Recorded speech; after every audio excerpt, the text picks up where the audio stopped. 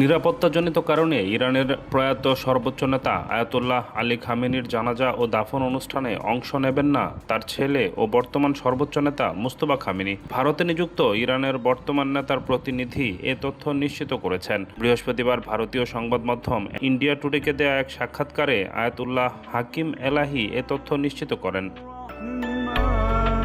তিনি বলেন, ইরানের শীর্ষ নেতার বিরুদ্ধে ইসরায়েলের অব্যাহত হুমকির কারণেই মোস্তফা খামেনি জানাজায় উপস্থিত থাকতে পারবেন না। তিনি জানান, সম্প্রতি ইসরায়েলের প্রতিরক্ষামন্ত্রী খামেনিকে লক্ষ্য করে কঠোর হুমকি দিয়েছেন। এর জবাবে ইরানের পররাষ্ট্রমন্ত্রী আব্বাস আরাকচি সতর্ক করে বলেছেন, ভবিষ্যতে এ ধরনের হুমকির জবাব শক্তিশালী প্রতিক্রিয়ার মাধ্যমে দেওয়া হবে। খামেনি গত ২৮ ফেব্রুয়ারি যুক্তরাষ্ট্র ও ইসরায়েলের যৌথ বিমান হামলার প্রথম দিন নিহত হন। তবে নিরাপত্তা পরিস্থিতির কারণে তার রাষ্ট্রীয় দাফন অনুষ্ঠান কয়েক দফা পিছিয়ে দেওয়া হয়।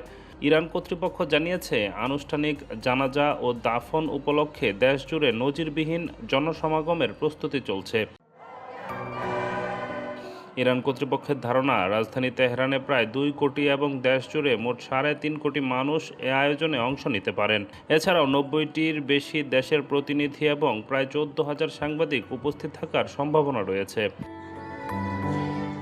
ইরানের রাষ্ট্রায়ত্ত সংবাদ মাধ্যম পার্স টুডে লিখেছে, খামেনির স্মরণে গঠিত কেন্দ্রীয় কমিটি ইরান জুড়ে ও ইরাকে ৬ দিনের জানাজা ও শোক অনুষ্ঠানের সময়সূচি ঘোষণা করেছে।